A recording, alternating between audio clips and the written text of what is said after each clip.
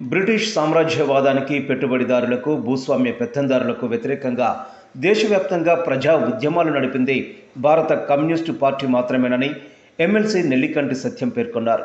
CPI 100 ఏళ్ల చరిత్రను ప్రజానికానికి చాటేందుకు ఈ నెల 15న గద్వాల్లో ప్రారంభమైన బస్సు జాత మిర్యాలగూడ చేరుకున్న సందర్భంగా పార్టీ శ్రేణులు ఘన స్వాగతం పలికాయి.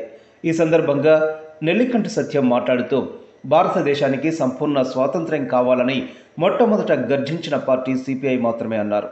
బీజేపీ ఏ రోజు కూడా దేశం కోసం పోరాడలేదని, ఏ ఒక్క నాయకుడు కూడా జైలుకు వెళ్ళలేదని, అయినా దేశభక్తి పేరుతో ఓట్లు అడుగుతున్నారని విమర్శించారు.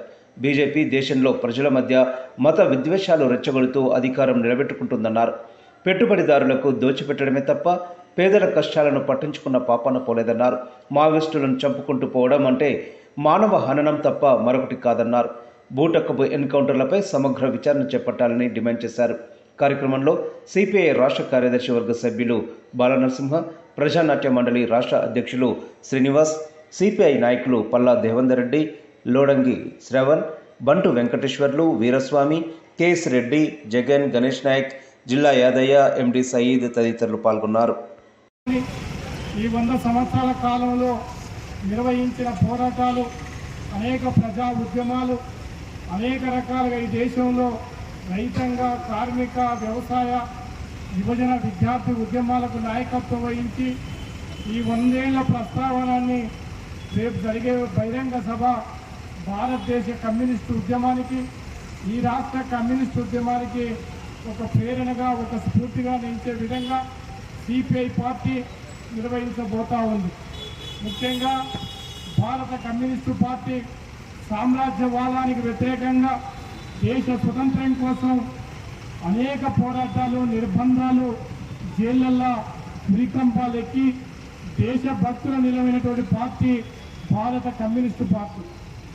జైళ్లల్లో నిర్బంధించబడ్డా కూడా, అండోమాన్ నికోబార్ జైల్లో ఉంచబడ్డా కూడా ఎలాంటి బ్రిటిష్ ప్రభుత్వానికి లొంగకుండా దేశభక్తులైనటువంటి కమ్యూనిస్టులు అసమాన త్యాగాలు చేసి ఈ భారతదేశ స్వతంత్రం కోసం మరి పోరాటం చేయడం జరిగింది.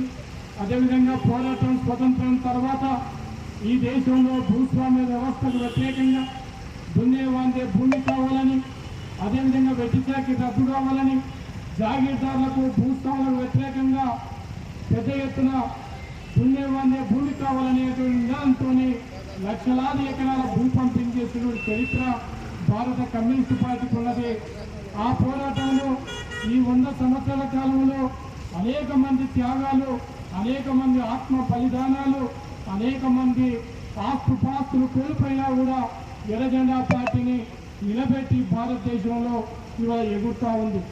ఈ దేశంలో అనేక త్యాగాలు, అది ఏ సామాజిక ఉద్యమాలు కానీ, ఒకనాడు దొరల గడిల ముందులంగా చెప్పులేసుకొని పోనేటువంటి జనాన్ని, సామాన్య జనానికి, అణగారిన వర్గాలకు గొంతుకగా నిలిచి ఎర్రజెండా పార్టీ ఈ నిజాయితీ కోసం నిలబడినటువంటి సందర్భం మనం చూసాం.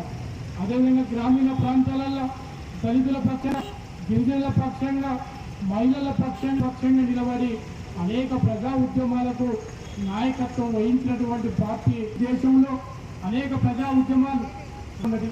సోదరులారా, ఇవాళ ఈ 100 సంవత్సరాలతోనే మరి ఇవాళ కమ్యూనిస్టు పార్టీ మరి ప్రస్తావన తీసుకొని కళ కోసం కాదు, కళ ప్రజల కోసమే, అది ప్రజల కోసమని ప్రజలు చైతన్యవంతం చేయడం కోసమే మరి ప్రజానాట్యం అనేది ఆనాడు దేశ స్వతంత్ర పోరాటంలో మరి కళారంగం, సాంస్కృతిక రంగం ముందుండి పోరాడింది. భూమి కోసం, వృత్తి కోసం, వ్యక్తి శాతం హక్కు కోసం సాగిన మహాతరమైన సాయుధ రైతాంగ పోరాటానికి మరి వారు చేత గంట పట్టుకుని బండి యాదగిరి, సుందర హనుమంతు లాంటి వాళ్ళు ఎంపీ మంటూ తెలంగాణ సాయుధ పోరాటంలో పాల్గొని మరి ప్రజలందరినీ రైతు భూములను ఏర్పాటు చేసి మరి ఎర్రజెండా నాయకత్వాన మరి సాయుధ పోరాటానికి ఆయుధాలు అందించి సాయుధ పోరాటానికి నాయకత్వం వహించినటువంటి ఎర్రజెండా, ఈ ఎర్రజెండాకు భారతదేశం గంట మీద 100 ఏళ్ళు కార్యక్రమాన్ని పల్లెలు ఖమ్మం పట్టణంలో డిసెంబర్ 26వ తారీఖున లక్షలాది మందితో మరి గొప్ప బహిరంగ సభ నిర్వహించుకుంటున్నారు. కాబట్టి ఈ కార్యక్రమాన్ని ప్రచార జాతులు జయప్రదం చేసినందుకు మీ అందరికీ విప్లవాభినందనలు తెలియజేస్తూ ప్రజానాట్యం మరియు కళాకారులు మరి కాలు గత సభలతో ప్రధాన దప్పతో మరి ప్రధాన గొంగడితో ప్రజల్ని చైతన్యవంతం చేయడానికి మన విప్లవ గేయాన్ని ఆలోచిస్తూ ప్రజలు చైతన్యవంతం చేయడానికి గద్వాల నుంచి బయలుదేరినటువంటి దాత మరి 15 ఈ నెల 15 గద్వాల నుంచి బయలుదేరి మరి ఈరోజు 21 ఈ 6వ రోజుకు మిర్యాలగూడ పట్టణానికి చేరుకుంది.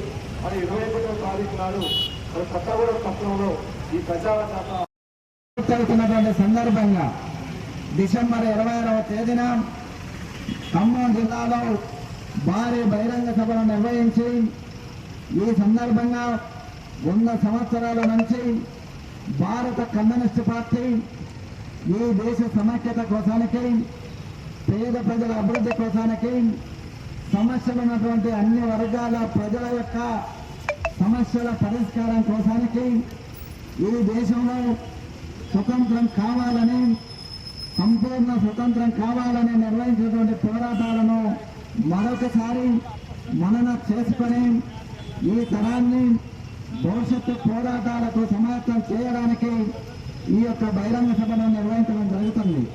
1925 డిసెంబర్ 26వ తేదీన ఏర్పడినటువంటి భారత కమ్యూనిస్టు పార్టీ ఆనాడు మన దేశాన్ని పరిపాలన చేస్తున్నటువంటి బ్రిటిష్ పరిపాలకులు ఈ దేశం నుంచి వెళ్ళిపోవాలని, సంపూర్ణ స్వతంత్రం కావాలని నినదించి పోరాడినటువంటి దేశభక్తి కలిగినటువంటి పార్టీ కమ్యూనిస్టు పార్టీ ఈ దేశం నుంచి బ్రిటిష్ వాళ్ళు వెళ్ళిపోవాలని పోరాటం చేస్తే ఆనాడున్నటువంటి బ్రిటిష్ పరిపాలన ఆగ్రహించి కమ్యూనిస్టు పార్టీని నిషేధించడం, బ్రిటిష్ ప్రభుత్వాన్ని రాజరికాన్ని కూర్చడానికి కుట్రలు చేస్తున్నారని కుట్ర కేసులు పెట్టి నాయకులను నిర్బంధించున్నారు. కాన్పూర్ కుట్ర కేసు కానీ, మీరట్ కుట్ర కేసు కానీ, పెషావర్ కుట్ర కేసు కానీ, ఇట్లాంటి కుట్ర కేసులు అక్రమంగా బట్టి కమ్యూనిస్టు పార్టీ నాయకులను అప్పుడప్పుడే మొగ్గ ఉంటున్నటువంటి కమ్యూనిస్టు పార్టీని మొగ్గలోనే తుంచేసి ఎంతో మంది అమరులైరు. ఆ అమరులు వదిలిపెట్టిన జెండానే ఈ రోజు భారత కమ్యూనిస్టు పార్టీ రేపు భారతదేశం వాళ్ళు కూడా ఈ జెండాని తీసుకొని ముందుకు సాగాల్సినటువంటి అవసరం ఎంతైనా ఉన్నది. అందుకే ఇవన్నీ వివరాలు